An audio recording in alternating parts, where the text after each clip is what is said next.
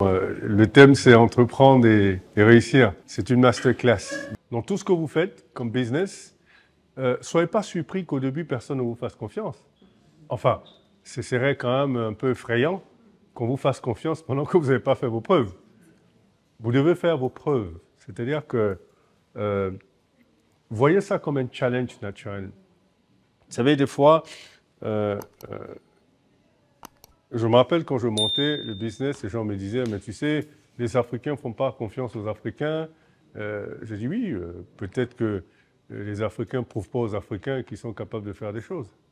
Donc, une fois que vous avez prouvé, je dis ça devient universel à la fin de la journée. Quelqu'un qui veut faire du business, au départ, il aura des considérations émotives peut-être. Peut-être que des considérations de personnes, des considérations d'ethnie, de tout ce que vous voulez. Mais après, quand il se rend compte que finalement, son intérêt, lui, est dans ce business, il oublie toutes ces considérations.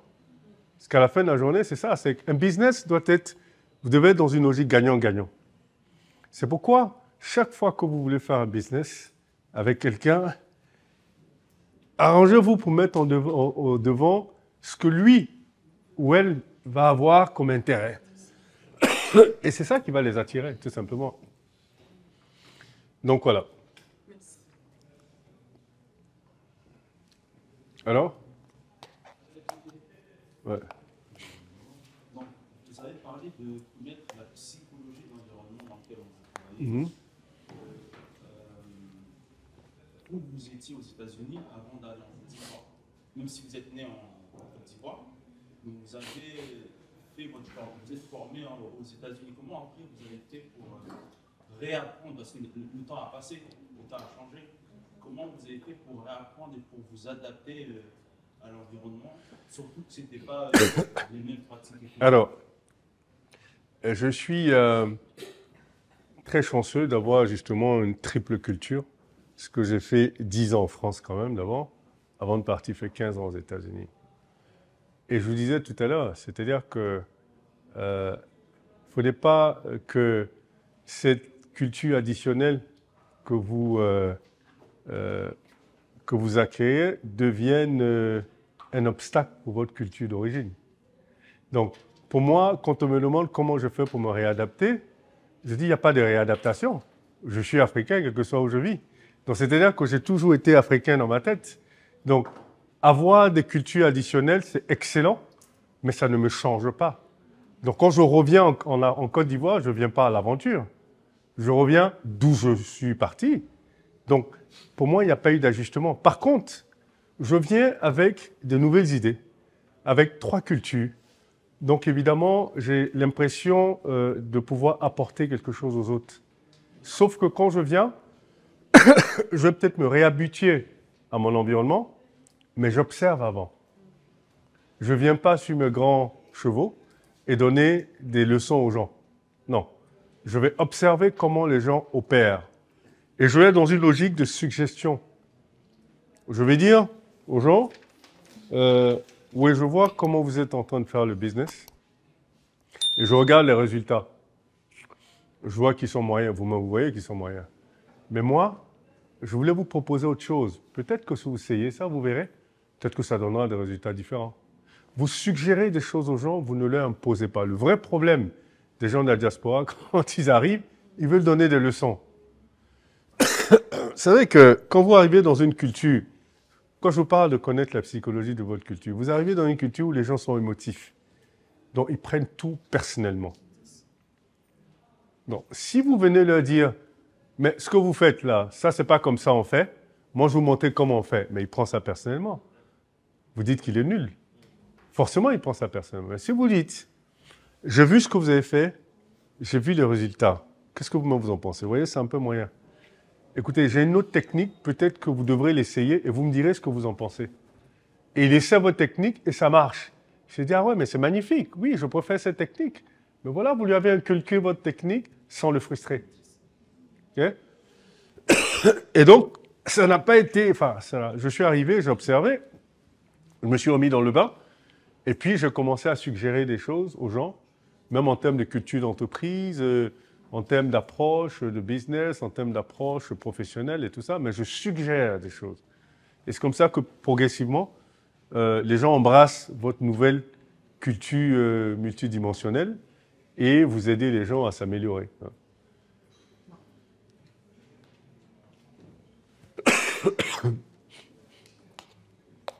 Bon, la troisième question, parce que la deuxième ne vient pas. Ouais. Est-ce que vous avez des conseils sur l'association? Avec qui s'associer? Alors, s'associer avec les gens, c'est s'associer avec des gens qui ont la même conception du business que vous. On ne s'associe pas avec son ami parce que c'est son ami, on pense qu'on est cool, mais après en business, on pourrait ne plus être cool. On ne s'associe pas aux gens par affinité sentimentale ou émotive. On s'associe avec les gens parce qu'on voit la gestion du business de la même façon.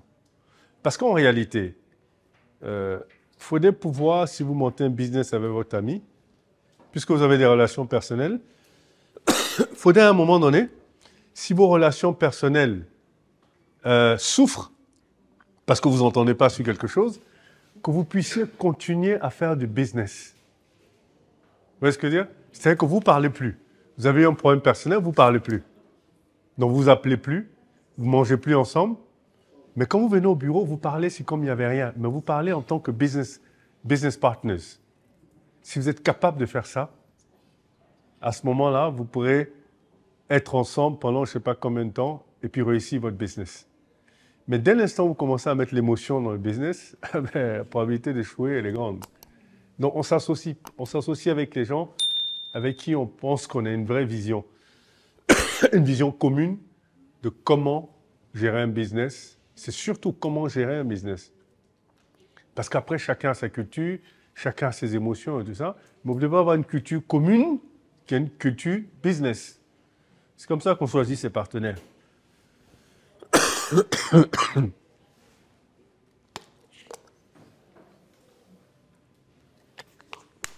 Maintenant, avant que l'autre question ne vienne, c'est la diversification.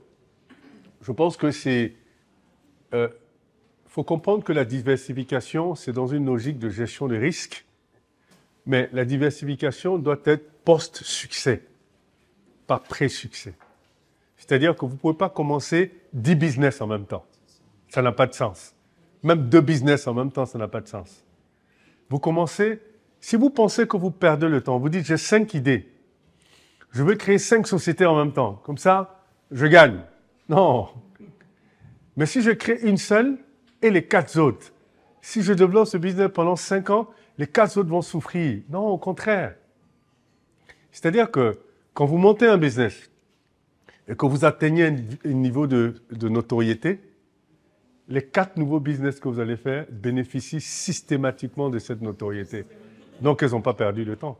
Si aujourd'hui, moi je dis, je vais être dans le numérique, le premier réflexe des gens, c'est de dire, il a réussi la notation financière, donc il va réussir le numérique. Donc vous gagnez tout de suite, votre projet numérique prend la même notoriété que la notation financière. Pareil pour l'immobilier, ou même si je dis je veux faire l'agriculture. On va dire, il sait ce qu'il fait. Quand il touche quelque chose, ça devient de l'or. Donc l'agriculture, là, ça va devenir de l'or. Donc la diversification, donc, c'est pour gérer le risque, mais le risque quand vous avez atteint un succès. Et quand vous avez atteint un succès, maintenant vous voulez gérer vos risques. Et donc vous rentrez dans une diversification sectorielle. Ça, c'est la première diversification. Et la deuxième diversification, pour des raisons de risque pays, quand vous êtes en Afrique, c'est de faire une diversification régionale. C'est-à-dire que vous commencez à avoir des branches dans différents pays. Mais commencer un business et avoir un en Togo et en Côte d'Ivoire, non, vous allez vous casser la gueule, ça c'est clair. Ou alors vous voulez faire dans le bâtiment, dans l'agriculture, dans les ressources humaines, dans le coaching. C'est la question que les gens vont se poser. Mais celle-là même fait quoi? C'est quoi son business? Parce qu'aujourd'hui, on la voit dans la communication, demain dans l'agriculture. Et comme vous n'avez pas créé de notoriété, on se pose la question. Donc du coup, quand on se pose la question, on ne vous fait plus confiance. On dit, mais elle touche à tout. Enfin, elle n'est pas sûre ou bien. Donc, si vous touchez à tout, personne ne vous fait confiance. Et vous avez du mal. Et c'est comme ça que les 4 sociétés que vous allez créer en même temps ne vont pas réussir. Puisqu'on ne vous fait pas confiance. On dit, mais attends, elle ne peut pas être expert en 4 choses quand même. Ou 5. Enfin, vous voyez ce que je veux dire? Voilà, la diversification, c'est une façon de gérer le risque, mais post-succès, pas pré-succès. Parce que pré-succès, c'est une garantie d'échec, justement. Et justement, pour vous dire, à partir de quand on peut envisager la diversification? Parce que le succès aussi, il y a un seuil où se dit à partir de tel seuil. Donc, quand vous atteignez la vitesse de croisière, c'est-à-dire que quand vous arrivez à un moment où vous dites, si je ne suis pas là, ma société peut continuer. Là, vous avez atteint la vitesse de croisière. C'est-à-dire que si je n'avais pas atteint la vitesse de croisière, je ne serais pas ici, là, à Paris, en train de vous parler pendant qu'on est vendredi et que mon business est à Abidjan, quoi. Voilà. Donc aujourd'hui, j'ai atteint la vitesse de croisière. Donc je peux ne même pas être à Abidjan pendant un mois. Je ne parle à aucun de mes staffs pendant un mois. Et je sais que tout se passe très bien. Donc tant qu'on ne m'envoie pas un message, ça veut dire que tout se passe très bien. C'est un bon recrutement. Hein? Ce sont des bons recrutements. Non, c'est surtout un bon développement. Parce qu'on peut recruter les gens les plus brillants du monde. Et si vous n'avez pas créé une culture d'entreprise à laquelle tout le monde adhère, non, ça ne marchera pas. Et ça, c'est un élément important, la culture d'entreprise. La culture d'entreprise, c'est aussi une extension de vous. C'est-à-dire que c'est vous qui fédérez vos employés autour de votre culture d'entreprise. C'est ça l'avantage de créer une entreprise. Vous la fabriquez. Vous fabriquez la culture d'entreprise depuis le départ. Et quand vous recrutez la première personne, elle adhère à cette culture d'entreprise, ça devient votre culture d'entreprise. Donc, au fur et à mesure que les gens rentrent, la culture d'entreprise se consolide. Elle se consolide. Et après, ça devient un réflexe. Aujourd'hui, des gens qui ne sont plus à Bloomfield, quand les gens commencent à discuter avec eux, ils disent, mais toi, tu étais à Bloomfield, non? On dit, mais pourquoi on dit, mais tu parles comme eux, tu as l'air strict comme eux. Voilà. Dans la culture d'entreprise, voilà, on dit, tu es carré, mais tu ne parles pas beaucoup. On dirait que tu te méfies de tout le monde. Voilà. Et